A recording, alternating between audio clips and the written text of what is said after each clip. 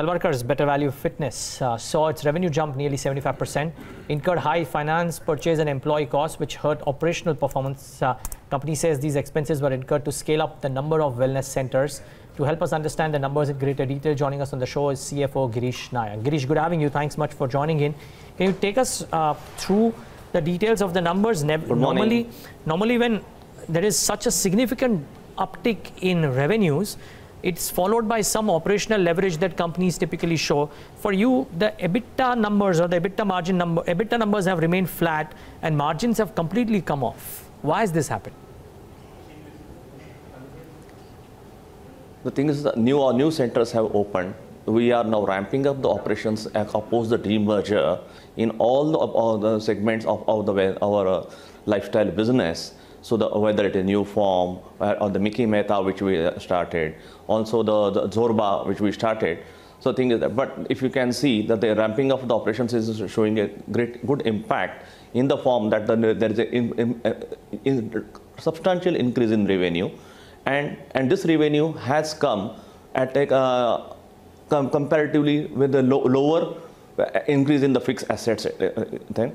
And now post the demerger, what the company has assiduously done is that instead of lying around going the gym space, which where most of our centers were located, now we are continuing to get into the outside the gym space also. Now the Zorba, the thing is that we had ramped up in last 3 years from the 3 centers to about over 80 centers, is now looking to still spread out across India and also abroad. Similarly, the club operations which we expect to be ready in a very short time. So all these things for ramping up there was a good bump in the top line. But also the thing is that we also said that assiduously and spent on the selling and administration to increase the brand value and also create the brand awareness, because when the Mickey Mehta, which was more of a Bombay centric, now we are taking it across India the way we took the Zorba in the past. So Girish, so this also has slightly, and it may come, but the EBITDA margins will continue to be at a robust rate of around 60%. In a short term, new centers opening up, so how long will this? So okay, I want to go. I'll talk about the revenue growth as well. But since you brought up, let me just finish my question. Since you brought up the question of margins, you said that they'll continue to be at a robust rate of 60%. Currently, they are at 38%. If indeed the expansion plan is going to last, for how long will the margins continue to be at 38%? And when do they revert to the 60% mark? If the results which we are mentioning are of the third quarter, yes, which is always a weak quarter for any fitness and wellness industry. Okay. But for if you see for the 9-month period, we have continued with the growth rate. So actually there is no, Q3 is one of the weakest quarters during the year. But yet we were the thing is that we are able to contain the margin and retain the margin, and because the people don't come to go for gymming or wellness or in those sectors in the Q3. But there will be again we will be bouncing back to the same EBITDA margins in the subsequent quarters. You're saying the annual average for EBITDA margins for FY19 and possibly FY22 would be 60%? Yes. It should be in 58 to 60% in that range. 58 to 60%. Okay. Now the revenue and it is on top of of a lower capacity.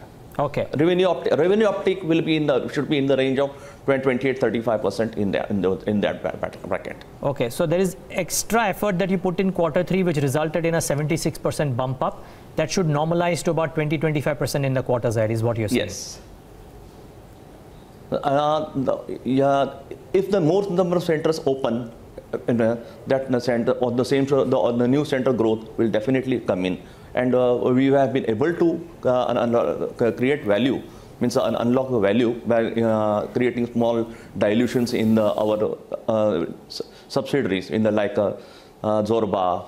Then also got equity infusion into the club where David Lloyd formerly joined us. So the thing is that is also helping us in a big way.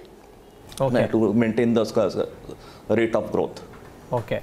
So let me sum this up. 20 to 25% revenue growth would be the normal. EBITDA margins 58 to 60% would be the normal. Am I correct on both of these counts, Girish? Yes. Okay. Yes. Yes. What does this do to the bottom line performances? 62% growth is fairly impressive, but it is a low base. How do you envisage the rest of the quarters to be like for 2019?